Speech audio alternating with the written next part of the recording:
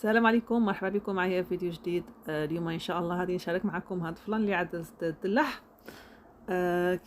كيجي غزال بزاف في المذاق ديالو في الحقيقه، وكيجي منعش في هذا الوقت هذا تاع عند الحراره وداكشي. كيجي غزال بزاف وساهل الطريقه ديالو. نشارك معكم ان شاء الله المقادير والطريقه. عندي هنايا الدلاح، قطعته يعني طروف. انا خصني يطرد العصير ديال الدلاح 5 مغارف كبارين د النشا. انا هذه اللي كنستعمل 5 مغارف كبارين. وعندي هاد بودين هادو جوج د فريسه د فراوله، يعني فلان الفراوله وصافي. انا هاد نستعمل هاد الماكينه هادي، يعني كتخرج لي العصير نيشان. واخا كنعمل يعني بقشور بكلشي ديالو، كيخرج هي العصير بوحديتو، و ديك القشور داكشي كيخرج بوحديتو تا هو. اللي ما عندوش طبعا هاد الماكينه ماشي مشكله، هتستعمل ماكينه عاديه اللي كنعملوا الفواكه اللي كنطحنوا فيها الفواكه. وهذه تصفيه من بعد، هذه تصفيه من العظمين، طحنوا بكلشي ديالو ومن بعد كتصفيه من العظمين وصافي. خصنا لتر د العصير د الدلاح. انا ما عملتش السكر نايا على حسب الدلاح حلو، وعطيت هذيك فلان د فريسه حتى هو حلو. اذا ما كانش، اذا كان فلان ما فيهش مثلا سكر اولا الدلاح ماشي حلو بزاف، اولا هذيك كتزيد له السكرتين على حسب الذوق ديالك. انايا عندي كميه قلت لكم لتر د كيفاش كتشوفوا هنا كيخرج هي العصير ديالو بوحديتو، ما كيخرج حتى حاجه اخرى، كلشي كيمشي بوحدو. هادي نعملوها في هاد شنو اسمه اللي هادي نطيبوه مباشره، نعملوه تما اللي هادي نطيبوه. هادي نخويو كميه ديالنا كامله لترو د العصير د الدلاح.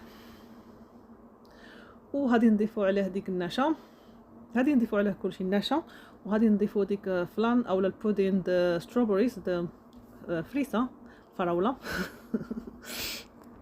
غادي نحركوهم مزيان. اذا ما تصفالكش، اذا ما بقاو طروف ولا شي حاجه، صفيه بديك الصفايه وصافي. غادي نضيفوهم حتى هما كيعطي مذاق هاد الفريسه، هاد فلان فريسه مع الدلاح في الحقيقه حتى واحد المذاق غزال بزاف بزاف. هادو كيجيو فيهم قسكم السكر وكلشي. نتوما اذا كانوا يعني كاينين ما فيهمش السكر، ما عرفاش انا على حسب ما تعرفينش اللي كيتباع عندهم، زيدوا لهم السكر على حسب الذوق وصافي. وهادي نعملوهم كالعاده، يعني نعملوهم على النار، وكنبقاو نحركو دائما. ضروري التحريك المستمر حتى كيتقل لنا الخليط ديالنا.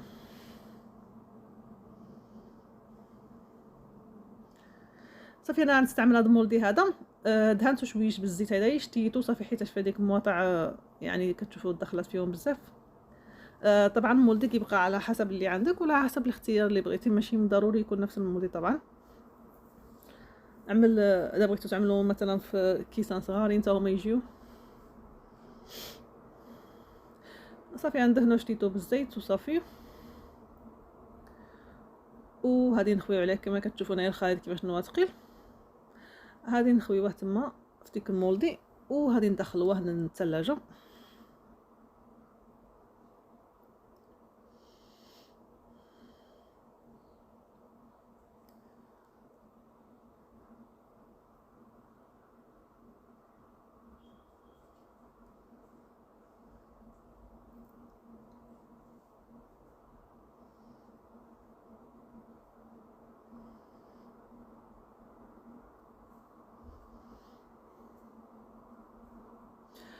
نعاودو واش شتيتو هيدا صافي. وغادي ندخلوها للثلاجه كما قلت لكم. انا عملته في الصينيه على حسب السيلو، كنتو ما كتعرفوا كيتحرك وداكشي.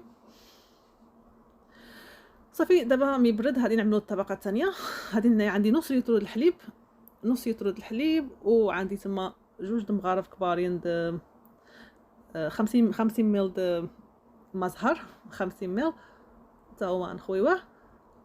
وجوج مغارف كبارين د السكر، وجوج مغارف كبارين د النشا. صونيت لتر د الحليب. انا نخلي لكم ان شاء الله المقادير مكتوبه ان شاء الله اللي بغى يعدلو. ونفس الطريقه عاوتاني غادي نخلطوهم مزيان حتى ينسجم مع بعضيتو. وهادي نعملو على نار هادئه مع التحريك المستمر، وحتى يوجدنا عاوتاني ان شاء الله حتى يختار. صافي دابا جبدنا هذاك المولدي ديالنا مره اخرى. وهادي نعملو هاد الطبقه البيضاء تما فوق الطبقه الحمراء. صافي غادي نعملو الطبقه البيضاء فوق الطبقه الحمراء كما قلت لكم. صافي غادي نعوضوها وغادي ندخلوها عاوتاني الثلاجه مره اخرى باش تبسنا حتى هاد الطبقه هذه، ونقولوا نعدلوا ساعتك الطبقه الاخيره اللي غتكون خضراء.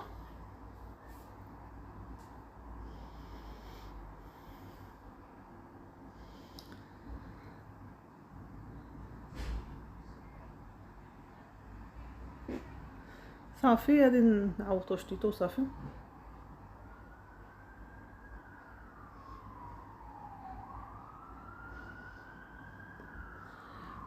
وندخلوه للثلاجه.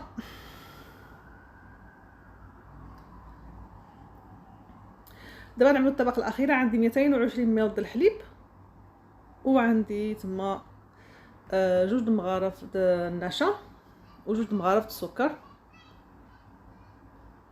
غنعملوا العافيه للنار الهادئه طبعا نحركهم، ومي يكونوا علينا يوجدوا غادي نعمل لهم شنو اسمه هذا الكولور اخضر، وهادي نعمل لهم مذاق د بيستاش.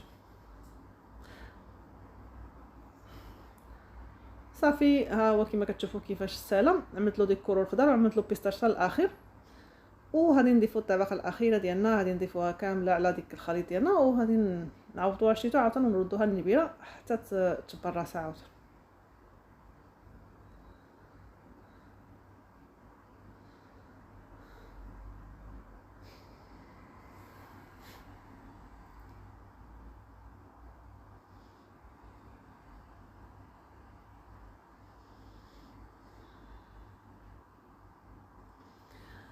صافي الكولور طبعا انا استعملت ديك كولور جيل، داك ما كانش طبعا عندك تقدر تستعمل ديك كولورز اخرين الغبره اللي كيكونوا الغبره.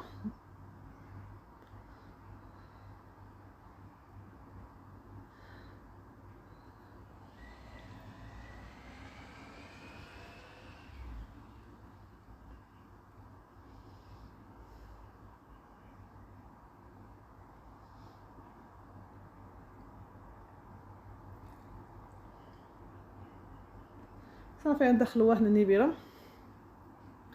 صافي ما تشوفوا هنايا انا عملت له هذا الشوكولات، هادو شوكولات بونبونيس اللي كيكونوا ديك ستيتوين شوكولات شيبس، عملتهم له زوقت بهم زعما نتك بحال بانهم ديك العطيمات د الدلاح اللي كيكونوا في الدلاح.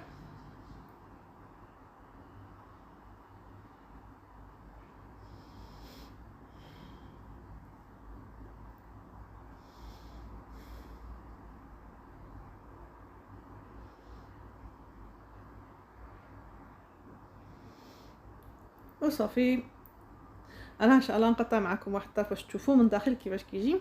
المذاق ديالو كيجي غزال بزاف، وكما كتشوفوا كيجي غزال بزاف المذاق ديالو، والشكل ديالو طبعا حتى هو كيجي غزال. كتجي ديك 3 طبقات مزيونين بزاف. وصافي هذا الفيديو اليوم كنتمنى يكون نال الاعجاب ديالكم. شكرا بزاف على المتابعه، وشكرا بزاف على التعاليق اللي كتخليو لي، وان شاء الله نكون دائما في حسن الظن ديالكم. والسلام عليكم ورحمه الله تعالى وبركاته.